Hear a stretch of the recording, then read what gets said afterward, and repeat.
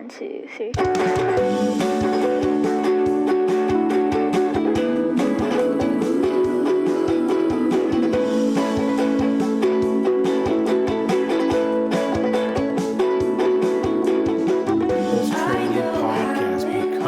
Sales Titan. We have made it.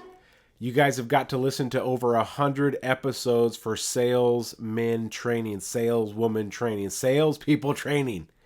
And it's been an honor going through all those episodes with you guys, listening to them, recording them, creating content, and it's been really cool. What's really awesome is what I didn't expect to happen throughout all those episodes was the one-on-ones. After I did the podcast for a few months, I thought, oh my gosh, could I possibly do one-on-one training sessions with listeners? And so I just put it out there, and guess what? People started messaging me about it. And the first one-on-one training sessions was with Ermin Tupkovic out of Australia. He actually booked me for the first 2 one-on-ones. So I appreciate him seeing the value in the podcast, seeing the value in Poor2Pro's training sessions, and here we are over 100 episodes later. Season 10, as promised, was going to be for sales managers out there to get to that next level. And I'm so excited about doing this because I was a sales manager. I'm a sales manager for over 8.5 years, 9 years now. It's been a while. I think 8.5 years. And the stuff I learned as a sales manager, I wish I knew some of it when I was a salesman, because some of the stuff you learn as a sales manager translates so well to salesmen, to the techniques, to the skills, to the closing, to all this stuff. So if you're a salesperson and you're going to be listening to season 10 episodes about sales manager training, this is going to be extremely important for you to see the value of, okay, wow, if I could be a salesman that knows this sales manager type stuff, I'll be that much better as a salesman. And then for the sales managers out there, GMs, GSMs, if you're listening to this very words right now, I commend you, because as sales managers, as GSMs, as general managers, it is hard to take new information in. It's hard to take guidance from another person because, hey, you've made it, right? You're a manager already, and it's easy to have an ego and be like, no, I'm good. I already have my training. I know what I'm doing. But if you can just lower that wall a little bit and accept the fact that, oh my gosh, it's not that someone maybe knows more. It's just a different angle of the same information you know. So if you're a sales manager, a GSM or GM, and you're hearing this right now, I commend you. How awesome it is that you've made it to this level and you still want to learn more. Because the more you learn, the more you can pass on to your salespeople. And the more you pass on to the salespeople, the better your store gets. So in the end, it pays you more as a sales manager, because if the store makes more money, your salesmen are making more money. Guess what happens? You make more money. So how awesome it is that you're listening now. So we are in episode 1. This one is called "They Don't Need Bosses, They Need Leaders." And there's a quote online that I put right off the bat. I want to say, a boss says go, a leader says let's go. A boss says go, a leader says let's go. And you can already determine both the differences there, the differences between that. Are you pointing, or are you saying follow me? Are you pointing at the salesman saying, hey, go move those cars, we need to get a new car in the showroom? Or are you saying, hey, let's move a couple cars so we can get this new sports car in the showroom? Big difference there. So one of the things I want to point out before we get started in the episode is if you're a sales manager or a GSM or GM, I'm going to call you all managers in this episode just so I keep it easy. So if you're a manager out there and you've ever heard a salesperson or someone at your dealership say, if you ever leave this dealership and go to another dealership, I will follow you. That is a sign that you already have some of those leadership skills if you're hearing some of that. So you might already be a great leader if you've heard that before. If you ever leave the dealership, I'm following you. You just tell me where you're going, I'll follow you. I've had those leaders in my career. It's like, if you become a GSM somewhere else, I'm following you. Because it's not the dealership. It's not the dealership that fails the salesman. It's the leaders or the bosses that fail. And that's why people say, people don't quit their jobs, they quit their bosses, because people inherently, or whatever you want to call it, need leaders in their lives. And that's for the most of the population. So if you can be a good, strong leader, you'll always have good people following you around no matter where you go. And as a young man in the car business, when I started when I was 20 and now I'm 43, I needed a leader in my life, and I didn't have one for the first few years of the car business. So I had to create some sort of a protection for myself, or create my own self leader. I don't know what you'd call it, but I became a leader within myself to say, okay, I need to make money for my newborn baby and my wife, and I got to just become a leader for myself. So this can be for salesmen and sales managers. So I want to set a small example of something that I used to do, or I do now, really, when it snows, is when it snows at our dealership, and sometimes we get a lot, is we have to go out there and broom the cars off. We don't have a staff that does it for us. It's up to the sales department to do it. Well, when I first started, I had a manager that would help, and I had another manager that didn't really help. He liked to say, hey, we need to get this lot broomed off. And I could see the difference between the leader and the boss right then and there. So when I became a sales manager back in 2018, when winter hit, I was out there brooming cars with the salespeople, and I'd help them get it off. Now, if I had to work a deal, of course I had to come in, or if I had to address something, I'd come in and work those deals, but then I would get back out there until the job was done. So it's just a small example of what a leader does. They get out there and get their hands dirty, get their feet wet. They're out there brooming the snow, quote unquote. So if you're a sales manager, or if you're a manager, just remember those small little things, they add up. And the more things that you can add up with your salesmen, the better of a leader you're going to be, and the more they're going to follow you. And in the end, they're going to listen to you, and they're going to follow your guidance. And that's what we're looking for as good leaders, is to get a role to where whatever you say, they're going to do, because you're the leader and you're a darn good leader. So it's just one example of the snow, but at your dealership, you could probably think of a few examples. Moving cars in and out of the showroom, helping empty trashes. I don't know what it is, but just think of little things like that. And leadership qualities come in a lot of different forms. What are you asking your team to do?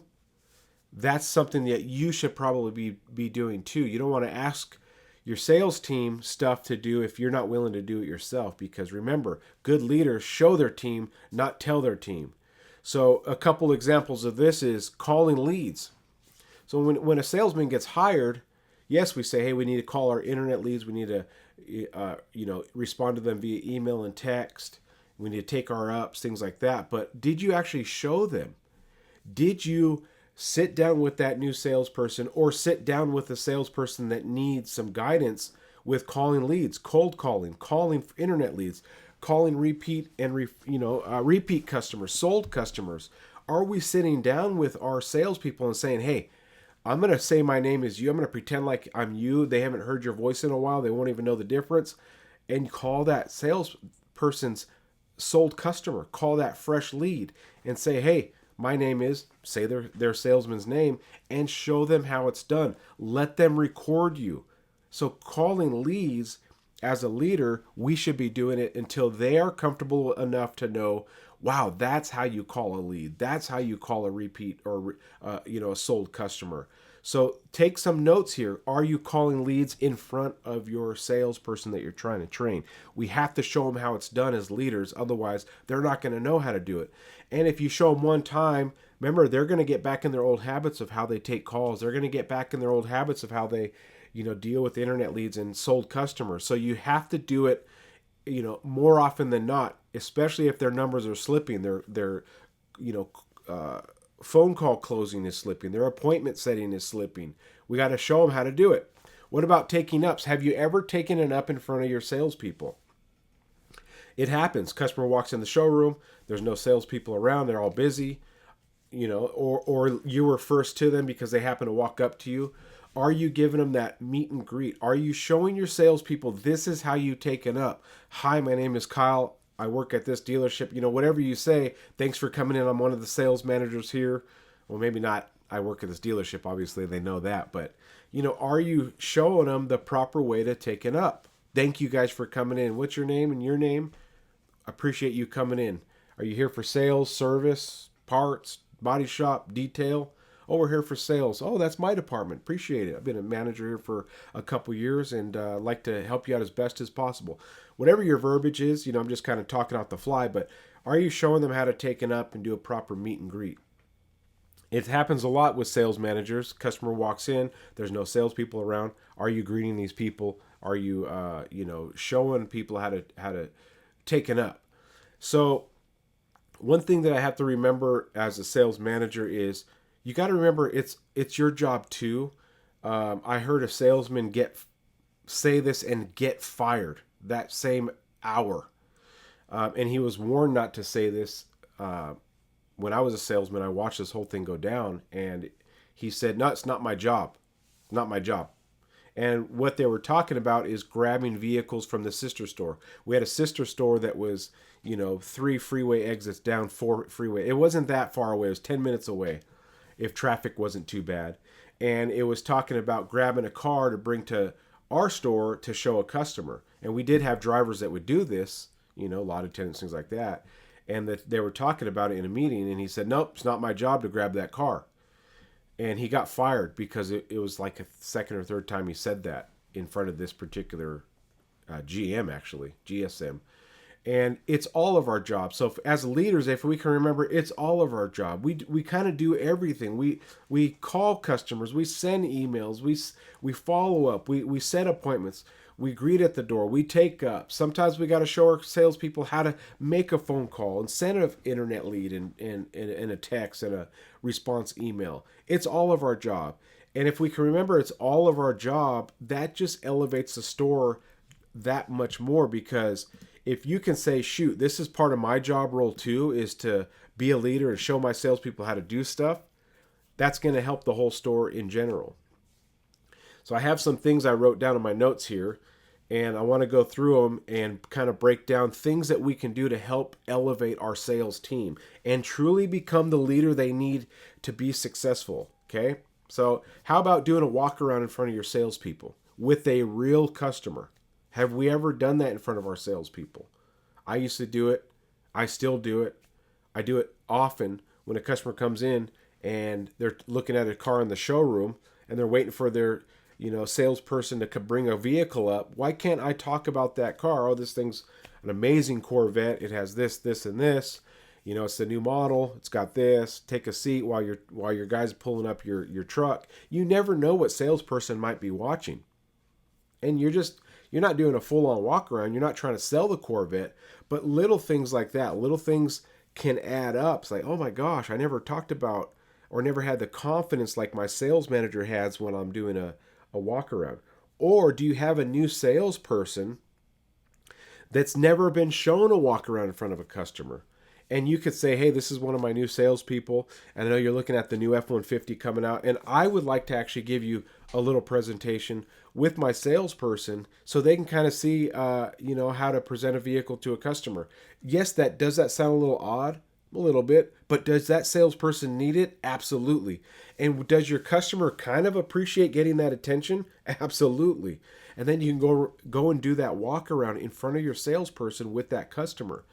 Because if you just leave it up to your salesperson that doesn't really know how to do a proper walk around or a good walk around, and you're hoping he does a good walk around for that customer, you're probably going to lose that sale, or the customer is going to ask too many questions. They're going to lose confidence in that salesperson that they may not even know is new, or maybe doesn't know that they're only a few months into the job, and they end up saying, well, we're going to think about it. So you're losing sales not because of the product, but because of the way the product was presented. So do a walk around with your salesperson with a real customer. And then you can do practice walkarounds when there is no customers. That's the best time to practice, is when you're not in front of a customer, and you can tell your salesperson, hey, let's do a walk around, walk me around this car, tell me what you know about it, and let's kind of do a practice session before you get your customer. Man, that's a way to sharpen your salespeople. But we got to get off our butts and get out there on the floor with our salespeople. Okay, and I know we talked about this a little bit, but what about calling a lead with your salesperson watching? Let them record you. Let them take notes on things that you say because you're the best in the store, right? You're supposed to be the best in the store if you're a manager. So if you can do this in front of your salespeople, then they're going to realize, oh my gosh, I am doing it so wrong. I don't go into the phone call with this kind of confidence. I don't go into this phone call with thanking the customer for taking the call, thanking the customer for inquiring at your dealership. I don't go into this call with product knowledge, with setting the appointment, with being able to answer questions with confidence and saying, hey, the best deal is in the showroom. Come see me in person. I promise you're going to get the best deal. We get 1,000 calls a week, people asking the best deals, but the people that actually get the best deals are the ones that show up in the showroom. When can I set your appointment? Whether you buy or not, that's up to you, but let's at least get you here so I can show you the best deal possible. Does your salesperson even know that verbiage or something along those lines? Things that you learned as a salesperson that worked, we have to pass the torch. What about closing a deal? I have a whole episode for sales managers on closing, but are they getting to watch you close deals? Or are you allowing them to go back and forth with pencils and deal structures with just a little bit more off, just a little bit more off? Okay, we'll throw in that. Back and forth, back and forth, back and forth. You're the guy behind the desk, the customer's at the salesperson's desk, and they're the middle person going back and forth, back and forth. You're teaching your salesperson that the more times they visit your desk, the lower the price gets. So if the customer says that's not good enough, the salesperson doesn't know to sit there and say, that is our best deal.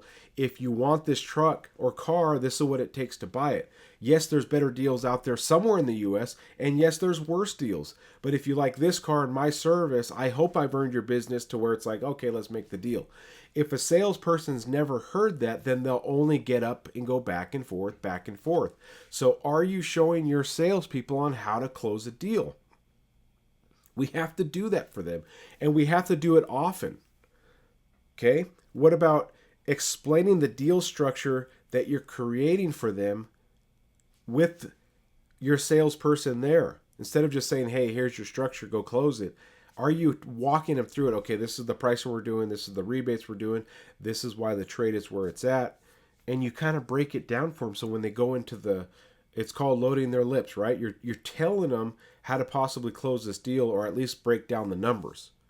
If they've watched you close deals and they have that verbiage, all you're doing is walking them through the process of your structure, of your pencil, so that way they can go sit down with some confidence. Or are you taking your salespeople on trade appraisals? Something that not many sales managers do. Hey, your customers out there, we're going to do a silent walk around, but let me take you out there and explain to the salesperson how I come up with these numbers. Look at the dent, look at the scratch, look at the tires. Oh my gosh, there's curb damage on the rims. The tint is bubbling. The logo's, one of the letters is off. The grill is cracked, right? The brakes are squeaking. So when you give your salesperson this trade appraisal, they're going to think, oh my gosh, that's low, right? Or you take them through the whole process and they'll be like, oh my gosh, that's actually the right number based on the condition of the car. It's got a torn seat in the leather, right? There's stains on the headrest or the stains on the headliner. That's not easy to remove. The buttons on the radio are fading. They're worn off. The cruise control's not working. The tire pressure lights are on. So if you can take your salesman through the trade appraisal a couple times, then they're going to realize, oh my gosh, this is expensive to recondition a car, instead of just getting them the trade appraisal and it's $5,000 less than what the customer owes or $10,000 less. Let's walk our salespeople through the appraisal, take them on a few so they understand. You hear that sound? That's a $1,200 fix. You hear that clunk? That's this. You hear the whatever, the transmission shifting hard, you feel that? That's this repair. And if we can take them through that, then they'll understand the appraisals better. Then they'll be able to translate to this customer why their trade is where it's at. How about knowing more about your products that you're selling than your salespeople? We ask our salespeople to be certified. We ask our salespeople to know the horsepower, the torque, the 0 to 60, the towing capacities, the payload capacities, the stereo systems, the technologies. But if we don't care enough about it, how do we expect our salespeople to care enough about the product? We have to be better than them at even the product. We are the pros. We get paid like pros. We have to be the pros. So when your salesperson has a customer that they can't seem to close because maybe they missed a few things on the product, and your customer has some additional questions about the product before they feel comfortable about working numbers, you can go out there and say, what questions do you have or concerns? Well, we couldn't seem to figure out the tow rating on this truck. Oh, no problem. What motor does it have? Oh, this is the diesel, and it has this gear ratio. Yeah, that's 15,500 off the hitch, and then 18,500 off of gooseneck or a fifth wheel. Oh my gosh. Okay, so yeah, I'm with the right manager, and I'm also going to be the guy working your numbers. So I'm glad that I was able to meet you out here. So your salesperson is going to write up all the basic information, get your credit app, get all that stuff, and then I'm going to get to work your numbers, which is a privilege to work for you. Thank you for coming in. I appreciate it. And we'll make sure the deal fits your budget and all that good stuff, so that way you can leave with confidence that not only is your truck going to be able to tow, but it's going to be affordable too. Yep, not a problem. Like those kind of things, if you can say in front of your customer and your salesperson, oh my gosh, you are the leader, you are the closer without even having to close. Okay, and you're getting to meet your customer. So knowing your product is a major thing, because who is the pro, who is the leader? You got to be the best at your store. What about showing your salesman how to work the service drive? That's nerve-wracking for salesmen altogether. They don't know the word tracks. They don't know the verbiages. Do you? As a sales manager, it's easy to walk through the service drive and say, hey, I hope your guys' repair's going smooth. I hope you haven't been here too long. Is there anything I can get you? A water bottle or something? Candy bar? Those little introductions, you're not asking the sales or the customer in service to buy a car. You're simply making sure they're comfortable and they're being attended to. Have you been helped? Those little things are the way to introduce yourself at the service department. Yeah, I'm one of the managers here. I manage the new car and used car sales, and I always just walk through the service drive just to make sure everyone's getting taken care of. Well, your salesperson, when they hear that, they can do the same thing. Yep, I'm one of the new car and used car salespeople. I always like to walk through the service drive just to make sure everyone's getting taken care of. I find it part of my duty just to, even though you're not buying a car, to just make sure everyone's being taken care of. Right? Those little things are a great introduction. They're no pressure, and the customer might say, well, I was thinking about trading my car. Oh my gosh. Okay. Well, I'm your guy. What are you currently driving? So those little conversations to spark a conversation in the service drive could translate to sales. Right? But your salesmen don't know that unless you show them. How about teaching your salespeople? You've been there at your dealership for a while, and you have your salespeople that are fairly new, where to stand on the lot to see the most ups come in, where to go, when you're walking the lot to learn your inventory, where you've caught customers walking in. Hey, sometimes they park on this side of the street and they pop in over here. So if you're walking the lot, keep a sharp eye over here. If you're watching the lot, kind of keep an eye of this corner, because people park across the street at the coffee shop and they'll just kind of walk across and you don't even know where they came from. They're just on your lot. So keeping your salespeople up to date on the basics. This is where I would stand when I was a salesman. I'd watch both angles. Sometimes they park over there. Like, these little things add up. It's not just one thing that, okay, I'm the best leader because I have the best personality. No. All these little things that you teach your salespeople and show your salespeople start adding up. Of course, closing the customers for them, helping them with heat cases, showing them that I am very capable as your manager to handle any scenario you bring me, right? That you're good with the numbers, that you're good with structuring, that you're good with approvals, that you're good with dealing with customers that are tough at the desk, that you're good at coming out and closing deals. All these little things add up to make you the leader, not just the boss. If you're not good at some of them, get good. That's why they put you in that position. They put you in that position because you were good at your paperwork, because you were good at closing, because you were good at selling cars, because you were a salesman with the least amount of heat, because you did your follow-up, because you had your WIOs and due bills handled and made copies of them so you can make sure the customer's taken care of, because you were the least sales that they had to babysit. They didn't have to babysit you very often, so they made you a sales manager. Okay? Now, whatever we make as a manager important then your salespeople are going to make it important. If product knowledge is important to you, guess what? Your salespeople, it'll be important to them. If being sharp on a walk around is important to you, your salespeople will make it important. If being a great closer is important to you, your salespeople will make it important to you because they don't want to let you down. No one wants to let down their leader. That's why they call it follow the leader. In whatever game we used to play as a little kid, follow the leader. You follow them anywhere, even if they have to go through the thorny bush. I used to walk through the rose bushes to see how tough my friends were. Climb the tree. How strong are they? I used to do all kinds of stuff. Walk on those vines that have thorns on them. See how tough people were. Are they willing to follow you through the fire? That's a real leader. So whatever you make important, your salespeople will make important. CSI is important to you. It'll be important to your salespeople. Holding gross is important. It'll be important to them. Huge vouchers is important to your salespeople. Make it important to yourself. Don't just give away the car. Don't just send them out with pencil after pencil after pencil until the customer finally says yes. Go out there and close it so they get a big voucher, because the bigger their voucher, the bigger your voucher is on your paycheck. Are you worth looking up to? This is something that I held myself very accountable to. I don't cuss. I don't smoke. I don't drink. I take it a little bit farther than some. I go well dressed. I'm always shaved. I try to look good, smell good, taste good. I try to do everything I can to be someone worth looking up to. And I had a salesman one time say I cussed him out to my boss. Oh, Kyle cussed me out. He was mad at me. You know what my boss said? Nope. Sorry, that's a lie. He was like, what are you talking about? Kyle doesn't cuss. The salesman said, no, I heard him cuss before. And my boss was like, nope. Sorry, shoo, get out of my office. You're lying to me. And he came to me and said, oh, he said you cussed him. I'm like, never. I haven't cussed since the 3rd grade. And I got soap in my mouth from my mom. So I want to be someone worth looking up to. And I know this is weird, but when salesmen come in my office and they work deals and they cuss, they're like, oh, I'm so sorry.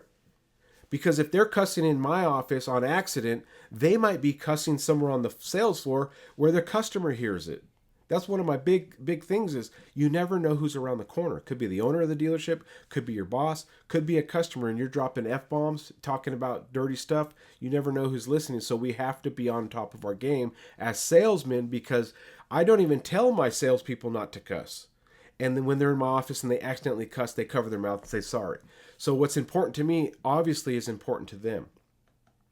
And I'm not saying not to cuss. It's just an example. It's just an example. So are you worth looking up to? Are you well liked? Do people at the dealership like you? Do you look good, smell good, taste good, act good?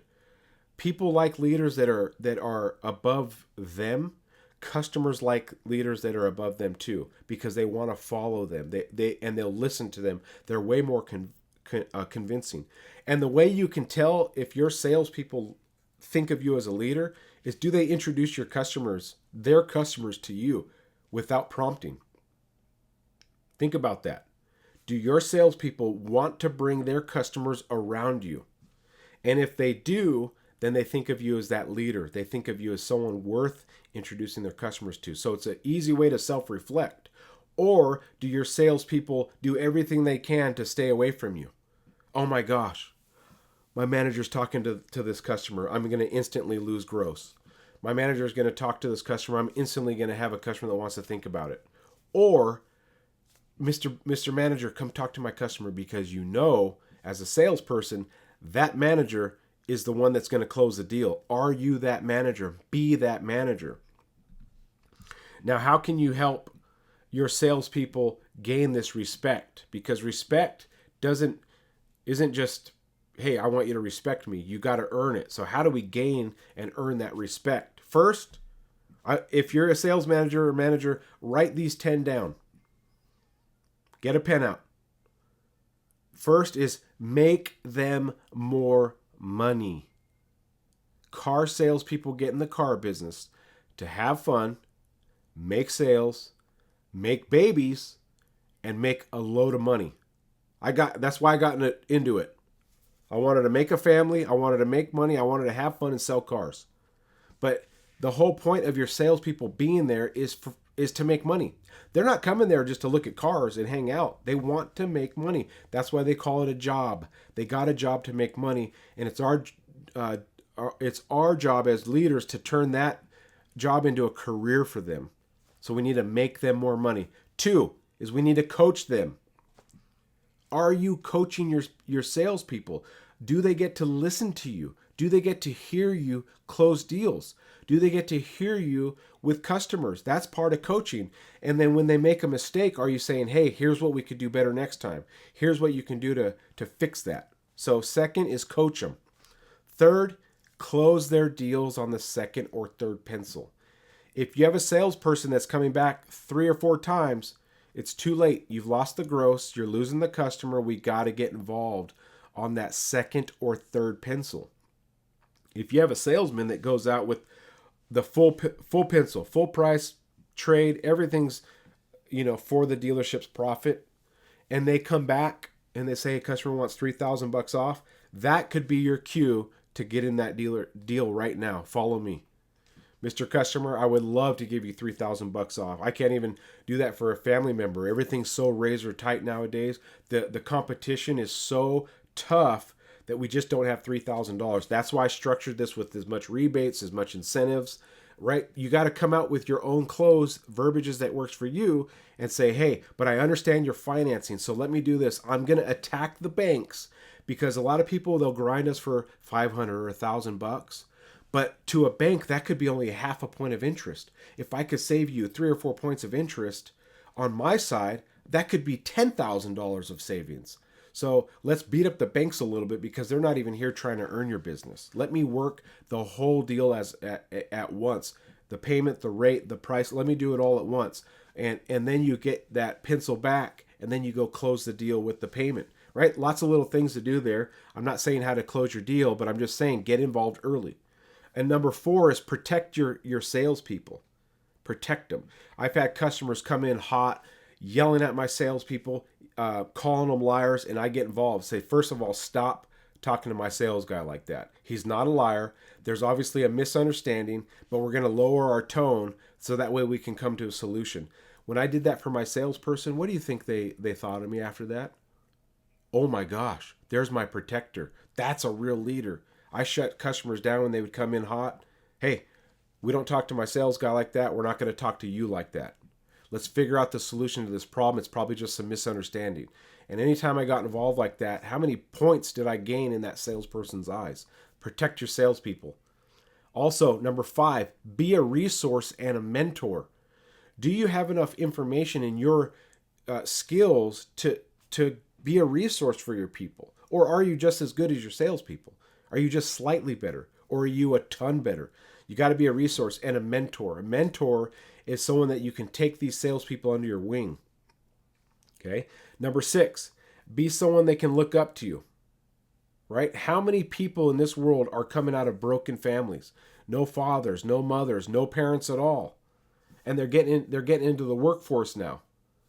Be a rock for them. Be someone that's stable, right? When you're on the schedule, they know you're going to be there. You don't call in sick. And when you're sick, you still come in. You make them send you home. That's the kind of mentor and person they can look up to, is that father figure, that mother figure. If you're a woman sales manager, it might sound odd, like I'm not their mom, but you kind of are. You protect them, you provide for them, you help them. And you got to remember, a lot of people like myself came from a broken home. So when I had mentors that were like a father figure, I latched on to them because I'm like, okay, this is obviously the right way to do it. I feel love coming from this manager because he cares about my paycheck. If he cares about my paycheck, then he cares about my wife and kid. If he cares about my wife and kid, then that's who I want to work for, and I want to make him more money. So be a rock for them. That's number 6. Number 7, be motivated in your career so they can be motivated in theirs. If they see you broken and beaten and not motivated, they're going to follow suit. So number 7, we have to be motivated. We have to be constantly learning and training ourselves as managers so that way they can be motivated in their career. A motivated salesman is a scary person. A motivated manager is scary, but you mix those two together, a motivated salesman that works for a motivated manager, you can move mountains.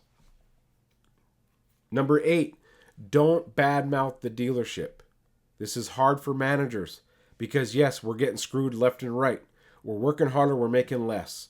We're taking pay cuts and new pay plans, but they want more tasks out of us. We're working more hours. I get it. It sucks. Sometimes you don't want to go into the dealership. But while you're there, if you're trying to truly motivate your salespeople, we got to not badmouth the dealership. That's number 8. Don't badmouth the dealership. Number 9, don't badmouth customers. Try our best to not call them roaches and this and that and get me dones and all this stuff. It's part of the lingo as a car sales manager and salesperson, but try our best not to badmouth customers, because guess what? The customers are the ones who pay our bills. So we got to do our best to uplift these customers in our salesmen's eyes so they value each and every customer, because guess what? The 500 scores get approved. Guess what? There's banks for every type of credit score, right? So we have to value these people. So number 9, don't badmouth customers. Number 10, don't make excuses why you're failing or why your salespeople are failing. Find solutions. Oh, we're not advertising. Oh, da-da-da. Oh, this. Oh, sorry.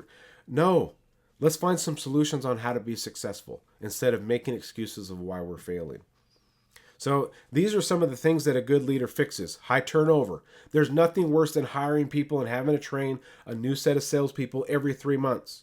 It's the worst. It's a waste of time. High turnover is horrible. We want to train our sales staff to stay and be successful. So being a good leader will fix high turnover. Being a good leader will fix low or inconsistent sales numbers. You have salespeople that sell a bunch and then they're terrible for 2 months. Sell a bunch and then they're terrible for 2 months. Being a good leader can fix that, inconsistencies.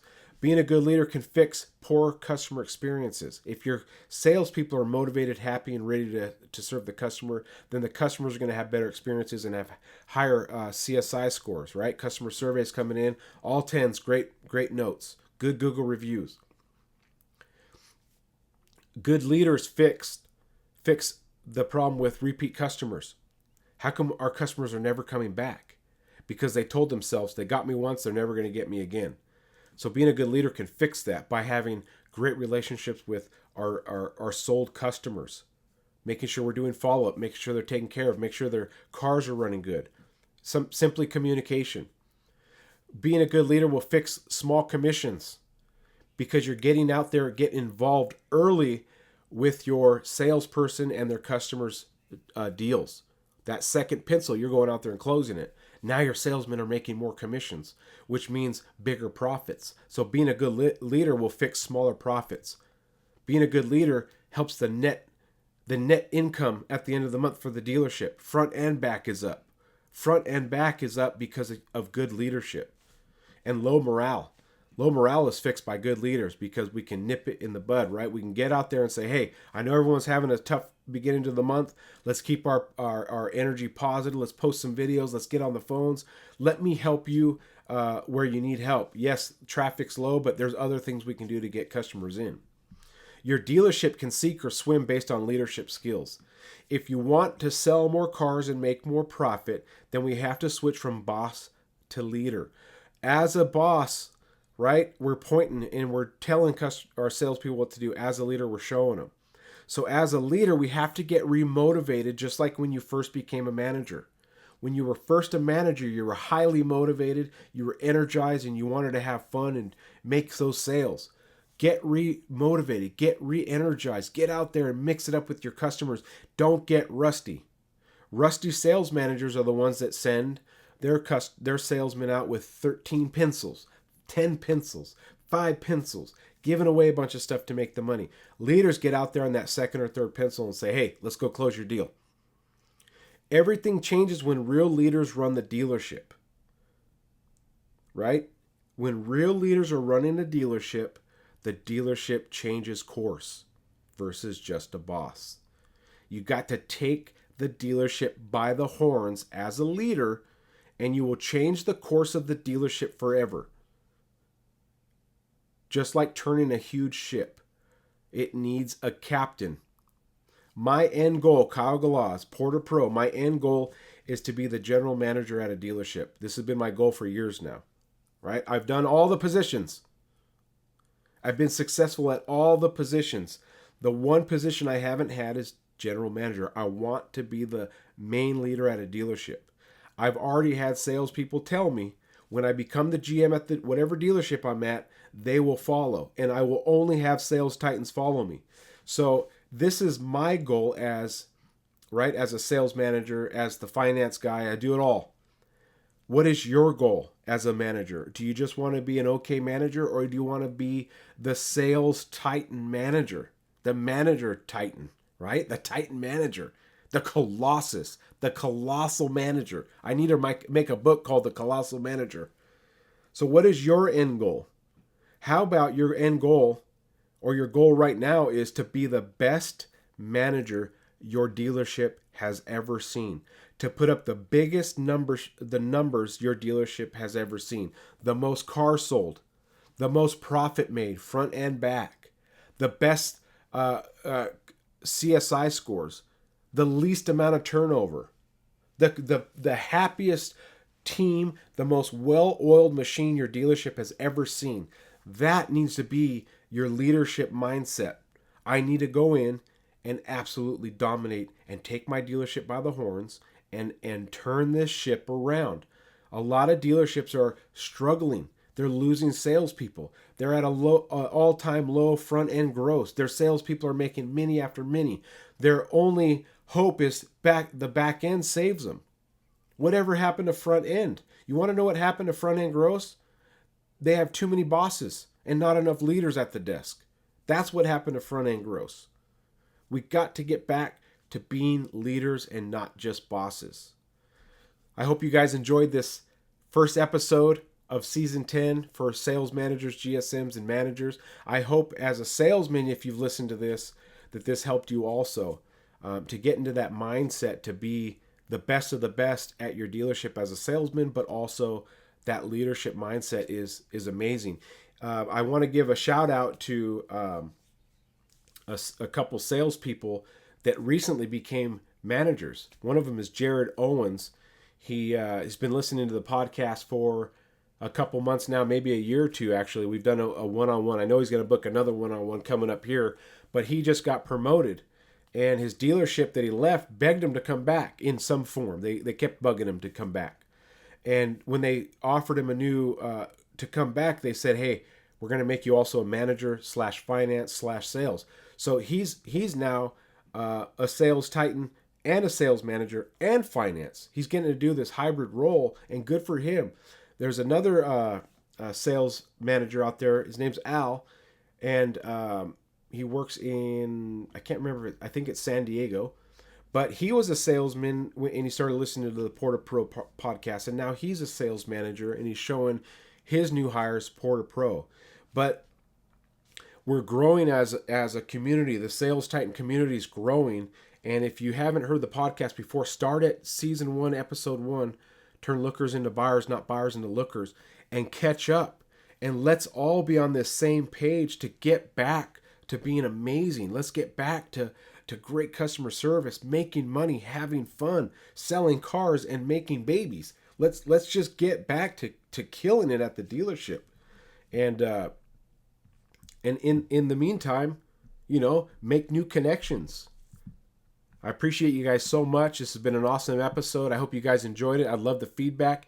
If you want to book a one-on-one, message me on Facebook or Instagram. I look forward to the next episode. Kyle Galaz, signing off.